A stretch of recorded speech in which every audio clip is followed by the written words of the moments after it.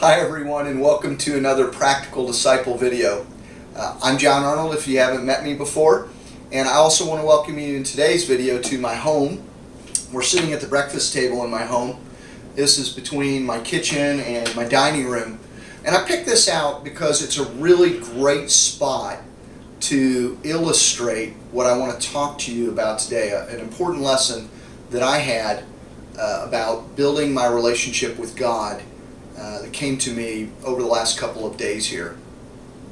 Before I explain why this is the best spot, though, I need to back up, and I want to share with you a conversation I had, I guess it would be about 2 weeks ago, with a friend of mine named Andrew. Now, Andrew lives clear on the other side of the world. He's over in Australia. I'm in the United States. We're good buddies because I met him 8 or 9 years ago when he was serving as a camp counselor at a church camp here near my home. And I always look up to Andrew and love time with him. So we're playing catch up on Facebook, and in the middle of our chat, Andrew said, John, I want to apologize. I never took time to review your book, Tips on Prayer, a quick start guide to improving your prayer life.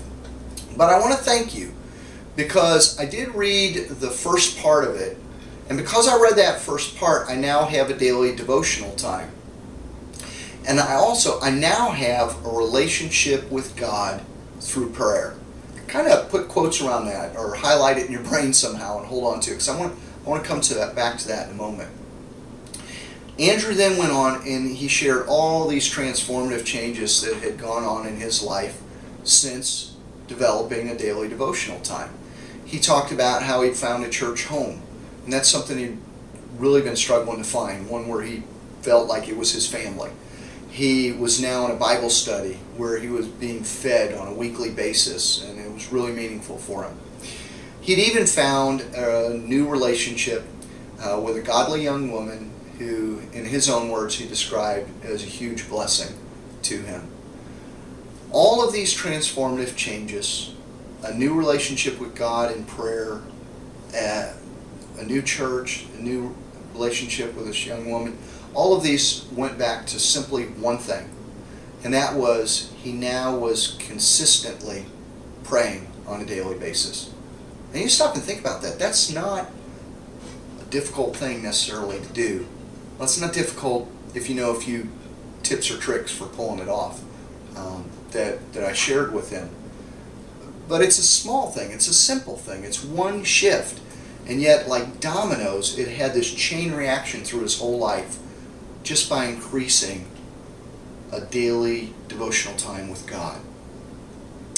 And it struck me when I was reflecting on that,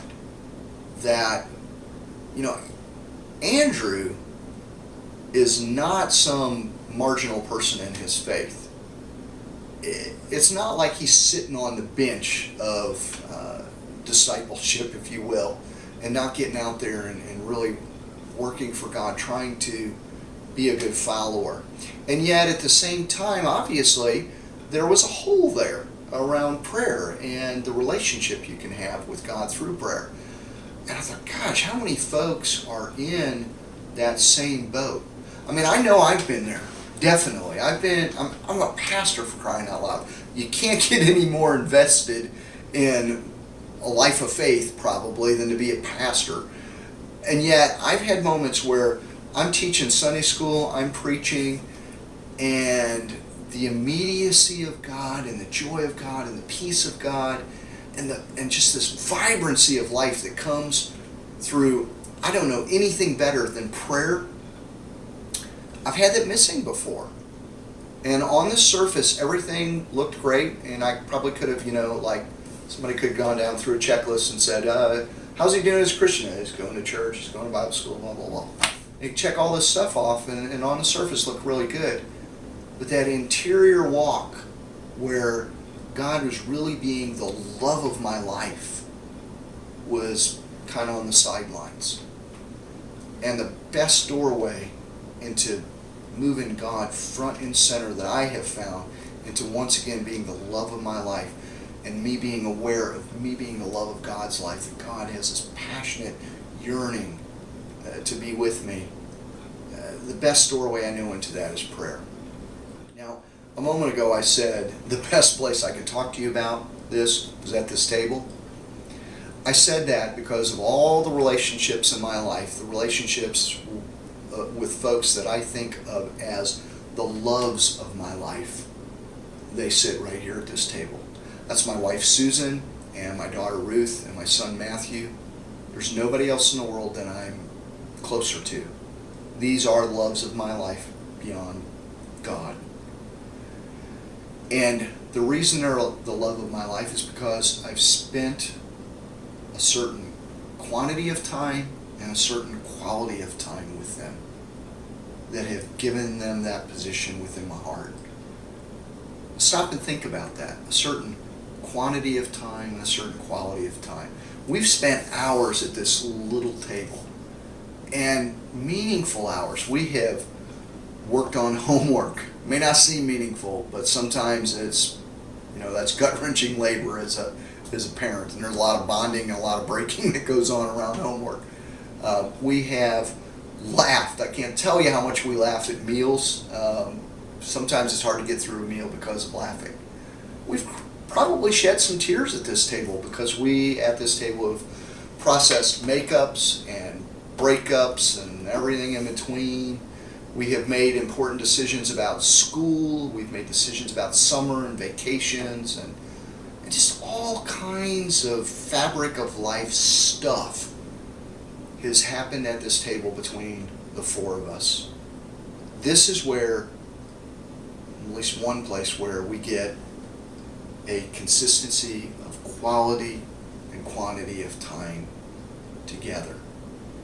Now I want to pose a couple questions for you to ponder for just a moment. What's the quality and the quantity of time like that you're spending with God? And right now, does God feel like He's the love of your life? Like He's really at the heart of it, really in the center of it?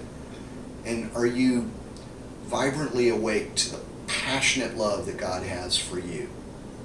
If as you were watching this video, it stirred something in you of, that's not where I am right now. God has been the love of my life before, and we're kind of going through the motions with one another. Or maybe you have a good relationship with God, but there's just this sense of, I think I could have a really great relationship with God, that there's like a new level I could step to, but I'm not sure I see clearly how to get there. Then there's something I want you to do. There's a little box below this video where you can put your name and address. And if you put your name and address there, I'm going to be shooting another video next week, and I'm going to go over what I call the 5 pillars of prayer. Some of you might be familiar with it if you've read my book, Tips on Prayer. You've at least been exposed to it.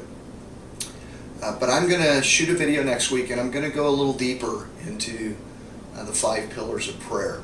I'm actually working on some training coming up to where I can do a deep dive around those. Consistency is one of them, and you can see how much change happened for Andrew just by working on consistency. That's one thing.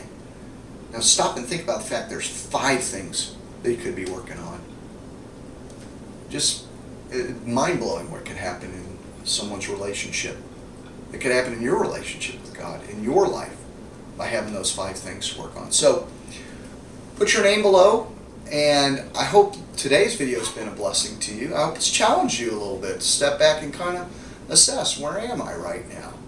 I know I want to ramp up my prayer life right now, and one reason I'm doing this is I always learn and grow the most when I'm teaching. So I'm going to share with you the things that have worked. I'm going to share with you the things that I've kicked the tires of that have pumped up my quality and quantity of time with God and brought in that vibrancy of relationship. And then there's all those other transformations that occur when we've got that going right. So sign below, and I look forward to seeing you in the next video. Bye now. Hey, before I completely go, I need to quickly correct something I said in the video. To receive updates, I only need your email address. No names necessary. Sorry about the discrepancy between what I said in the video and the box below the video. Have a blessed day.